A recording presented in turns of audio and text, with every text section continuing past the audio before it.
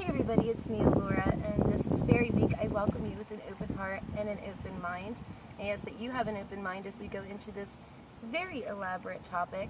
So fairies are a topic that can go on and on forever. You know, there are so many different areas and places that we can explore.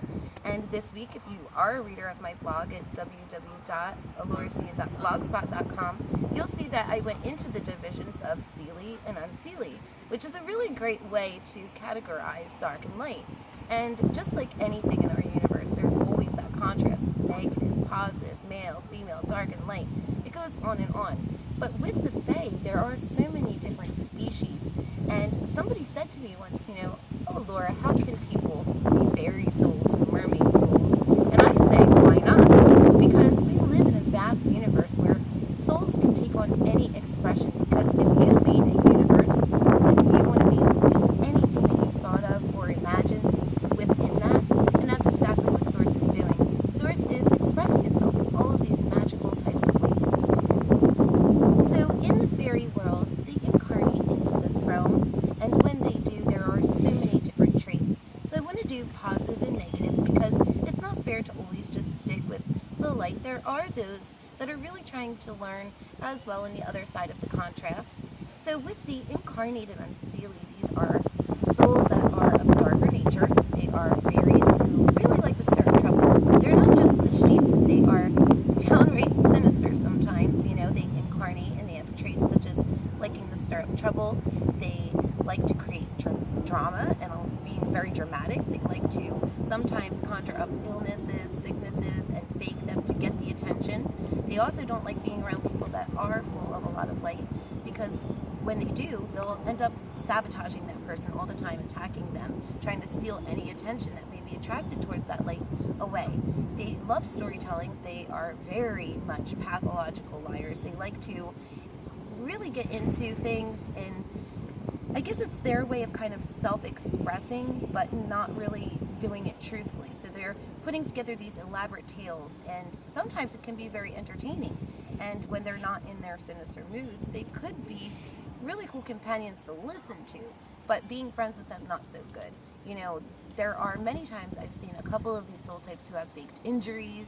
They have staged different things in their lives to really appear as if there was a lot of drama, and they do usually have a lot of drama centered in around them. They usually have families that are very dysfunctional, people that have all types of addiction problems of sorts. They end up having a lot of family arguments, and it's just not just their immediate family. It usually expands into, the outside family too. So they're attracted to that drama, and they really do like to express that through their storytelling and also their very elaborate schemes of acting.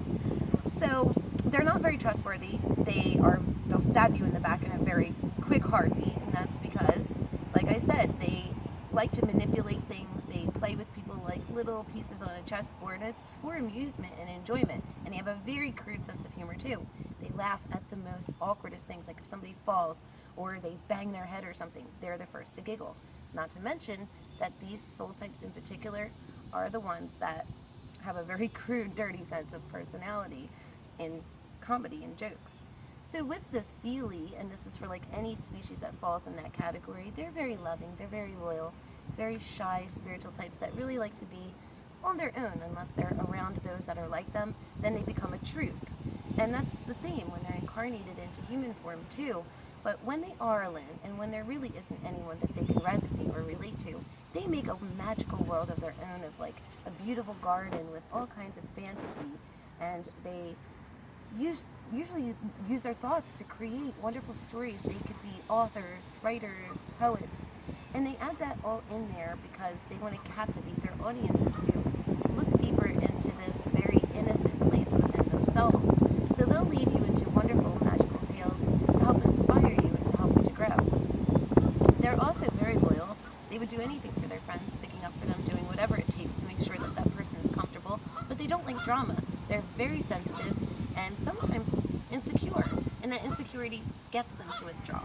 So they do stick to themselves, but when they are with friends, they are number one to be counted on at all times. So they won't engage in any kind of drama. They don't really like to, have confrontation. They are a little passive aggressive. They don't really say what they mean.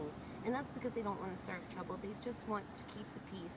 But they are very loving, and they are full of this great inner thought that it could take them anywhere in life, like with philosophy, writing, poetry, like I had stated. So these soul types are usually attracted to any kind of psychic mystical thing.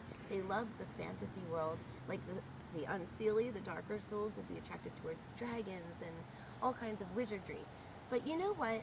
With the seelie, they like things that are more on the peaceful side, like the unicorn and the mermaids. But what I noticed is that even though we always have this contrast where there's dark and light, there are souls that fit somewhere in between too, and we can't fail to recognize that or leave them out.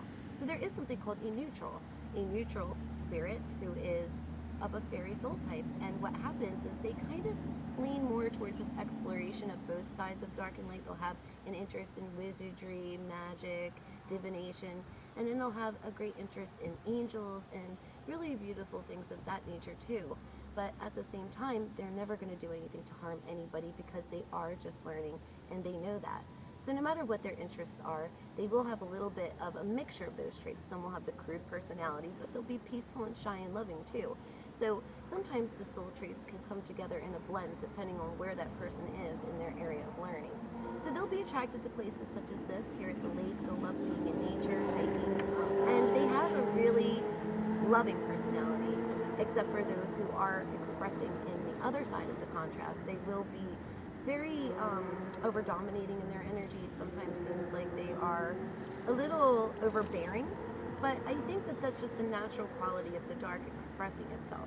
But for those who are of a beautiful soul type, it is either way. All of them, all souls are beautiful. They are learning, and that's what a lot of people need to come to understand and not place judgment, because everybody's in a different place for different vibrations and such. So no matter where they're expressing or what side they're on, we have to try to learn and grow in any way that we can. So thank you for joining us, and I hope that you enjoyed this video. I send you my love, lots of fairy soul type necklaces coming your way, and with that I send to you my blessings.